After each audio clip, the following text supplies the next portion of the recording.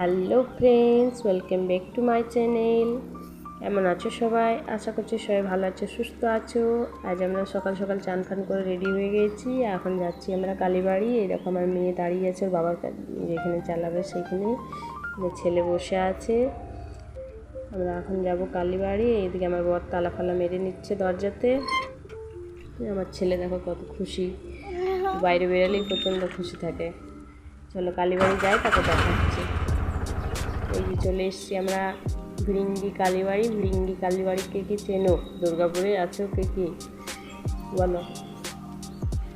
দুর্গাপুর থেকে কেউ আমার ব্লগ দেখো? যদি দেখো তাহলে বলো ভিড়িঙ্গি কালীবাড়ি কে কে এসছো। এখানে মায়ের মন্দিরে এসে সত্যি খুব মনটা ভালো হয়ে যায়। দেখো মায়ের মন্দিরে এখন আমরা দেবো পুজো। আজ হচ্ছে কি, তোমাদেরকে তো বলতেই ভুলে গেছি, আজ হচ্ছে আমাদের বিবাহবার্ষিক। তার জন্য আমি মায়ের মন্দিরে এসেছি। আমি প্রত্যেক বছরই আসি। 19 এপ্রিল হয় আমার মেয়ের জন্মদিন, তো পাড়াতে পুজো দিই। আর বিবাহবার্ষিকের দিন 22 এপ্রিলে আসি এই ভিড়িঙ্গি কালীবাড়ি। দেখো মন্দিরের চারিপাশটা তোমাদেরকে দেখাচ্ছি। প্রচণ্ড বড়, খুব ভালো লাগে। মাঝের মধ্যেই আমরা আসি পুজো দিতে। দেখো মাকে দর্শন করে নাও। মায়ের মন্দিরে এসে সত্যি মনটা অনেকটা ভালো হয়ে যায় আমার।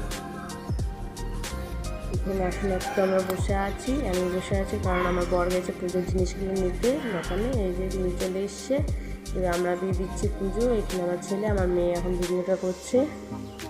এই যে দেখো আমরা পুজো দিয়ে নিচ্ছি।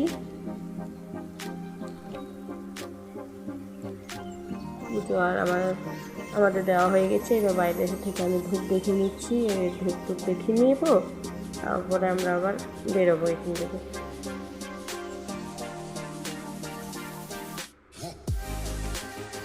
মায়ের কাছে যেটা চেয়েছি সেটাই পেয়েছি। সত্যি মা খুব জাগ্রত মা। এদিকে আমার ছেলে এখন মায়ের মন্দিরে খেলাধুলা করছে। খুব ফাঁকা আছে কারণ অনেকটা বেলা হয়ে গেছে আজকে একটু, তার জন্য খুব ফাঁকা আছে। এমনি শনিবার মঙ্গলবার একটু ভিড় থাকে, নাহলে এরকম দিনে খুব একটা ভিড় থাকে না। আগে নাকি খুব ভিড় হতো, এখন এত হয় না। বেশ শান্তিপূর্ণ পুজো দেওয়া হয়ে যায়। এটাকে আমরা পুজো আর দিয়ে নিচ্ছি।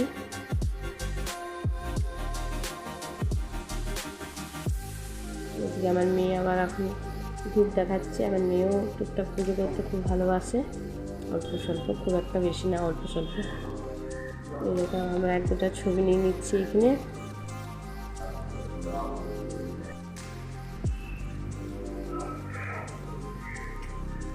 আমার মেয়ে এখন দাঁড়িয়ে দাঁড়িয়ে মায়ের প্রতিমাটা দেখছে। ও মনে কিছু ভাবছে মনে মনে। আবার তোমাদেরকে একবার আমি চারিপাশটা দেখিয়ে দিলাম মায়ের মন্দিরে। এটা হচ্ছে বাবা বজরঙ্গলির মন্দিরটা।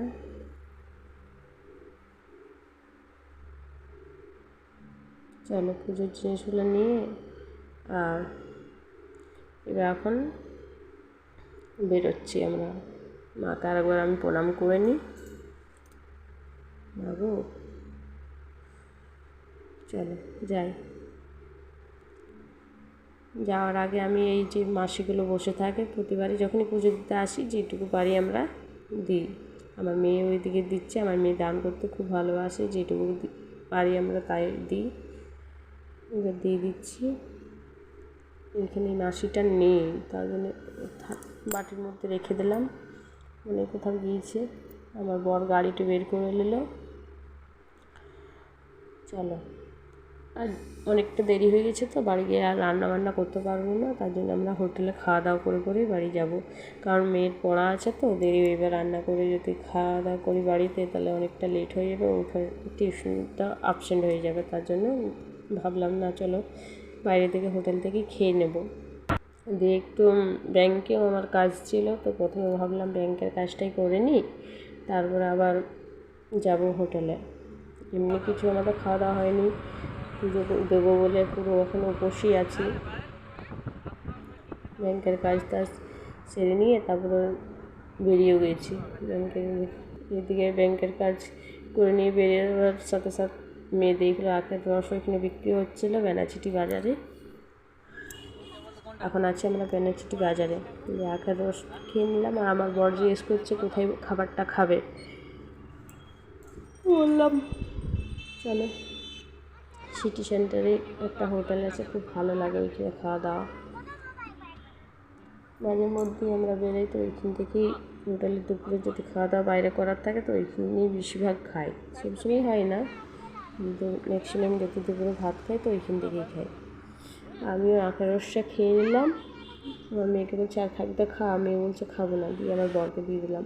আর খেয়ে দিয়ে আমরা আখের রস খেয়ে পরে বেরিয়ে গেলাম হোটেলের দিকে, কারণ খিদেও বেশ ভালো পেয়েছিল। এবারে যাচ্ছি আমরা হোটেলে, চলে এসেছি হোটেলে। ডাল ভাত পোস্ত ছিল, পাঁপড় ভাজা, বেগুন ভাজা, মাছ নিয়েছিলাম, কিন্তু তোমাদেরকে পুরোটা দেখাতে পারলাম না, কারণ ছেলেকে নিয়ে পরে কলে নিয়ে পরে ভাত খাচ্ছিলাম। এদিকে আমি বাবার কাছে ছিল, কিন্তু ওর বাবা আর আমি মেয়ে একটু দূরে বসেছিলাম, কারণ অনেকটা ভিড় ছিল হোটেলে, তার জন্য তোমাদের সাথে শেয়ার করতে পারলাম না কী কী মেনুতে নিয়েছিলাম আমরা। এবার যাচ্ছি আমরা খাওয়া দাওয়া করে বেরিয়ে গিয়েছি, তারপরে যাচ্ছি বাড়ির থেকে। দেখো দুপুরের সময় তো পুরো রাস্তাঘাট ফাঁকা, আর এখন এই রৌদ্রের সময় মানুষ দুপুর দিকে তো খুব কমই বেরোবে।